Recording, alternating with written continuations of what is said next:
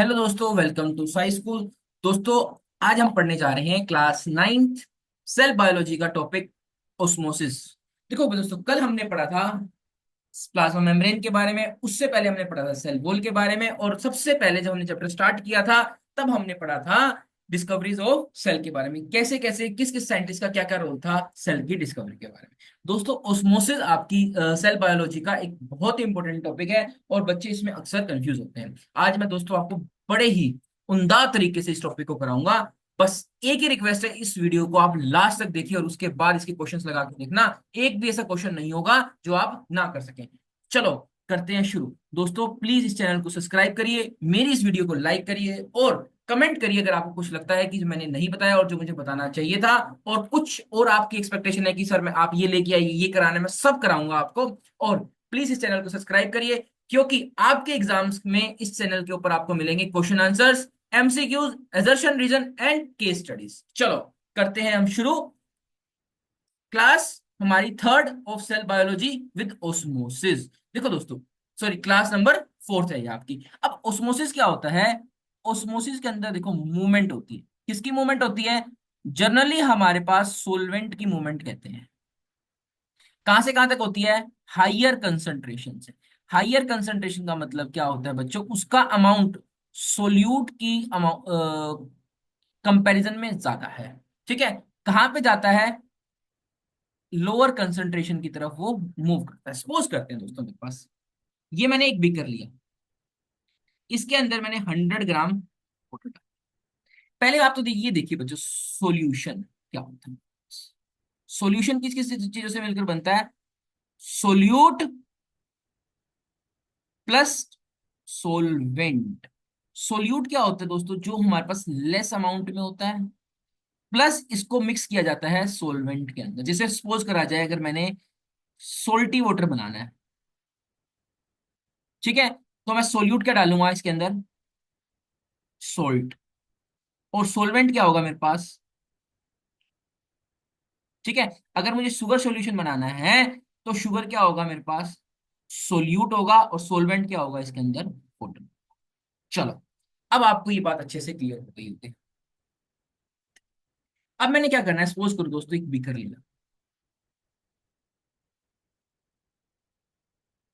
ये एक बीकर लिया, इसके अंदर मैंने 100 ग्राम वाटर लिया और 2 ग्राम शुगर। और मैंने एक अनदर बीकर लिया, इसके अंदर मैंने क्या करा? 100 ग्राम वाटर डाला, प्लस इसके अंदर मैंने क्या डाला? 1 ग्राम सोल्यूट। तो अगर इसके साथ इसकी कंसंट्रेशन को कंपेयर किया जाएगा, तो क्या होगा दोस्तों? इसके अंदर जो है हमारे पास कंसंट्रेशन कम है, तो पानी यहां से यहां पर मूव करेगा। मतलब इस ए बीकर से बी बीकर मूव की तरफ मूव करेगा, जब तक इनकी कंसंट्रेशन क्या नहीं हो जाती, बराबर नहीं हो जाती। और इनके बीच में एक सेमी परमिएबल मेम्ब्रेन की रिक्वायरमेंट होती है। ठीक है। तभी ये ओस्मोसिस कहलाएगा, नहीं तो इसको ओस्मोसिस नहीं बोलेंगे। देखो, इसका एग्जांपल क्या होता है? अगर हम किशमिश को, रेजिन को अगर हम रात को भिगो के रखते हैं या रात को उसमें पानी डाल के रखते हैं, तो क्या होता है? किशमिश के अंदर पानी चला जाता है, क्योंकि बाहर पानी ज्यादा है और किशमिश के अंदर पानी कम है। और आपको पता है, हर एक किशमिश की जो सेल है वो वाटर को एब्जॉर्ब कर लेती है। क्यों? क्योंकि बच्चों, बाहर वाटर की कंसेंट्रेशन ज्यादा है, अंदर वाटर की कंसेंट्रेशन कम है। और आपको पता है, हर एक सेल के अंदर प्लाज्मा मेम्ब्रेन भी प्रेजेंट होती है। और दूसरी बात सुनो बच्चों, इसके अंदर मैं जो बताना चाहता था आपको, osmosis is the process by which the molecule of a solvent pass through a solution of a higher concentration to the lower concentration। देखो, solvent कहां से कहां तक पास हुआ? हाइयर कंसंट्रेशन से लोअर कंसंट्रेशन की तरफ पास हुआ। किसके थ्रू? सेमी परमिएबल मेम्ब्रेन के थ्रू। क्योंकि बच्चों, वाटर के लिए सेल प्लाज्मा मेम्ब्रेन हमेशा क्या होती है? सेमी परमिएबल नेचर अपना शो करती है, क्योंकि वाटर का साइज क्या है? बहुत स्मॉल होता है, तो वाटर हमेशा सेल मेम्ब्रेन से पास कर सकता है। चलो, आ गया वो दोस्तों यहां तक समझ में? चलो अब हम चलते हैं अपनी नेक्स्ट स्लाइड की तरफ। नेक्स्ट स्लाइड हमें क्या कहती है? देखो, अब ओस्मोसिस की अगर मैं बात करता हूँ ना, osmosis is a passive process. मतलब इसको, सेल को इसको कराने के लिए कोई भी एनर्जी एक्सपेंडिचर नहीं लगाना पड़ता, वो डायरेक्ट ही हो जाता है। मतलब सेल को किसी भी टाइप की एनर्जी लगाने की कोई जरूरत नहीं होती। ये एक ऑटोमेटिक प्रोसेस होती है। जैसी हाइयर कंसंट्रेशन मिलेगी, वाटर अपने लोअर कंसंट्रेशन की तरफ मूव करेगा। And happens without any expenditure of energy, जैसे मैंने आपको बताया। It involves the movement of an molecule from an region of higher concentration to the lower concentration until the concentration becomes equal either side of the membrane। अगर जब भी membrane के दोनों तरफ अगर कंसंट्रेशन इक्वल हो जाएगी, तब जाके दोस्तों हमारा क्या होगा, ऑस्मोसिस स्टॉप हो जाएगा। ठीक है, यहां तक आ गया समझ में। चलो अब हम चलते हैं अपनी नेक्स्ट स्लाइड की तरफ। अब देखो बच्चों, तीन टाइप के हमारे पास सॉल्यूशन होते हैं। देखो इसको कम, ये सबसे बड़ी बात आप देखना, इसको हम कैसे यूज करते हैं, कंपैरेटिव टर्म्स में देखते हैं दोस्तों। सपोज करते हैं मेरे पास तीन सॉल्यूशन है, ए, बी एंड सी। सी की कंसंट्रेशन सबसे ज्यादा है। अब सपोज करो दोस्तों, अगर मैं सी की कंसंट्रेशन सबसे ज्यादा, अगर मैं बी और सी को कंपेयर कर रहा हूं, तो बी की कंसंट्रेशन क्या हो जाएगी, कम हो जाएगी, और सी की ज्यादा हो जाएगी। अगर मैं ए और बी को कर रहा हूं, तो ए की बी की कंसंट्रेशन ए के कंपैरिजन में क्या हो जाएगी, ज्यादा हो जाएगी। तो दोस्तों इसको हमेशा हम कंपैरेटिव टर्म्स के अंदर यूज करेंगे। अभी बताता हूं कैसे हम इसको यूज करें। चलो देखो, अब आइसोटोनिक सॉल्यूशन का क्या मतलब होता है। आइसो, आइसो कई बार भी वर्ड आएगा तो उसका मतलब क्या होता है, सेम कंसंट्रेशन। देखो बच्चों, मैंने क्या किया, एक सेल ले ली और उसके आसपास पानी डाल, वाटर डाल, या कोई सॉल्यूशन बना दिया। अगर इसकी कंसंट्रेशन सेल की कंसंट्रेशन के बराबर है, तो इस सॉल्यूशन को क्या बोलूंगा मैं, आइसोटोनिक सॉल्यूशन।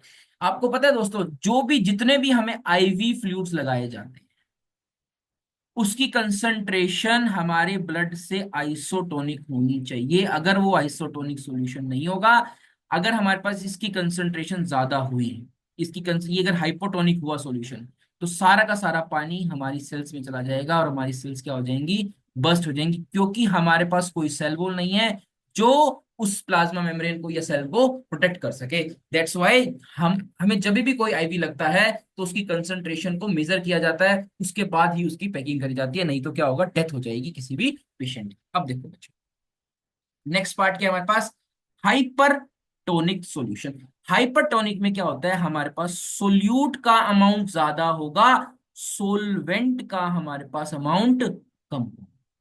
अब ये किसकी बात है, जो हम सॉल्यूशन ले रहे हैं। अब एक मुझे खुद बताना मेरे बच्चों, मैंने एक क्या लिया, पानी, एक सॉल्यूशन ले लिया, ठीक है, और एक ये मैंने ले ली, सेल ले ली। अब इसके अंदर सपोज करा जाए बच्चों, देखो हमारे पास 10 ग्राम सोल्ट है और 100 ग्राम वाटर है, ठीक है। अब ये क्या हाइपरटोनिक सॉल्यूशन है, मतलब इसके अंदर सोल्यूट ज्यादा है। अंदर क्या होगा बच्चों हमारे पास, अंदर होगा 5 ग्राम सोल्ट होगा और 100 ग्राम ही water। अब वाटर क्या करेगा, देखो अंदर कंसंट्रेशन वाटर की ज्यादा है as compare to the outside surrounding, तो पानी सारा का सारा सेल के बाहर आ जाएगा।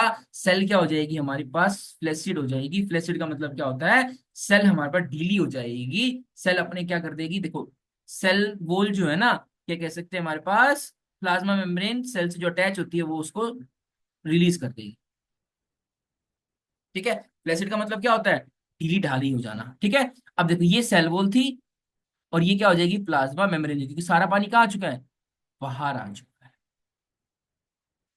ठीक है। अब हम चलते हैं हाइपोटोनिक सॉल्यूशन की तरफ। अब हाइपोटोनिक के अंदर क्या होता है, बाहर कंसंट्रेशन ज्यादा है। सपोज करते हैं 2 ग्राम ऑफ सोल्ट है और 100 ग्राम वाटर है, और अंदर क्या है हमारे पास,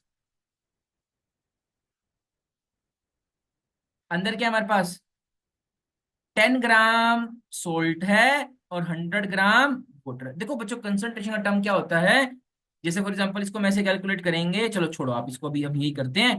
10 ग्राम हमारे पास क्या होगा, सोल्ट होगा। तो अब देखो, अंदर सेल की वाटर की कंसंट्रेशन क्या होगी, ज्यादा हो कम होगी, और अंदर वाटर की कंसंट्रेशन, बाहर वाटर की कंसंट्रेशन क्या होगी, ज्यादा होगी, जिससे वाटर अंदर की तरफ मूव करेगा, ठीक है। इसके अंदर सेल स्वेलअप हो जाएगी। स्वेलअप का मतलब क्या होता है, टर्बिड हो जाएगी।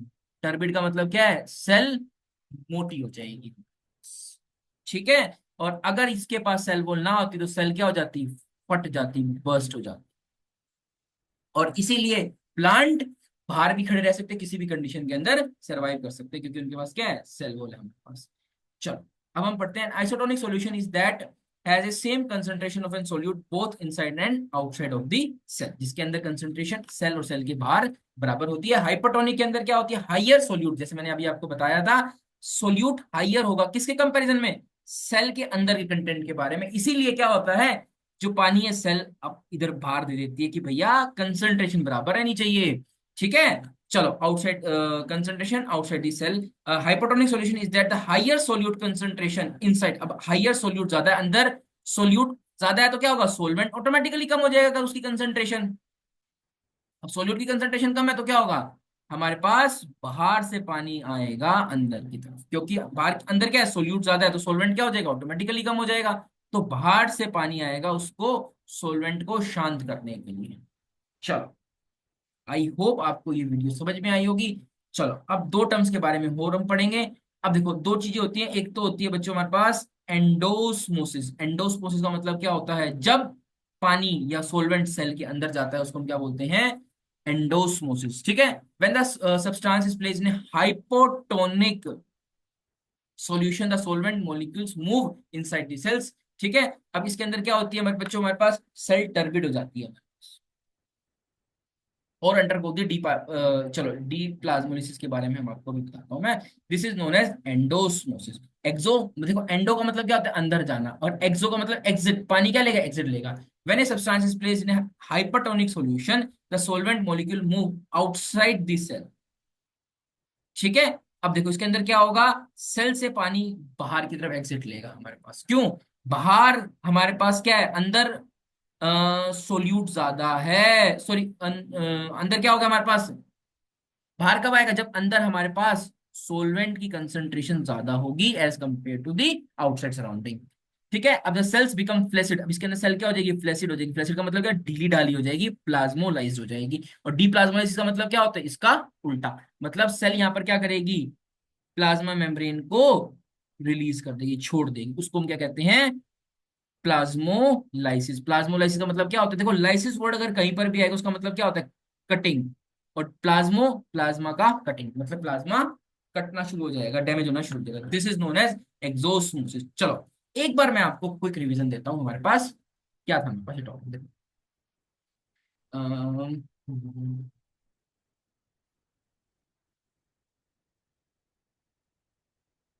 हाइपोटोनिक, इसमें क्या होता है, सोलवेंट ज्यादा है, सोल्यूट कम है, तो क्या होगा, सोल्यूट मूव करेगा कम की तरफ, जहां पर जिसके अंदर हमारे पास कम है, मतलब सेल के अंदर हमारे पास, क्योंकि देखो उसको कंपैरिजन किससे कर रहे हैं, सेल से कर रहे हैं, तो सोलवेंट सेल के अंदर मूव कर जाएगा। हाइपरटोनिक, हाइपरटोनिक सोलवेंट इसमें क्या है हमारे पास, कम है, सोल्यूट ज्यादा है, तो सोलवेंट कहाँ ज्यादा होगा, सोलवेंट सेल के कंपैरिजन में इसके पास सोलवेंट ज्यादा होगा, इसलिए सोलवेंट मूव कर जाएगा यहां पर। मैंने आपको क्या बताया था, मूवमेंट ऑफ सोलवेंट, सोलवेंट की मूवमेंट है, ठीक है।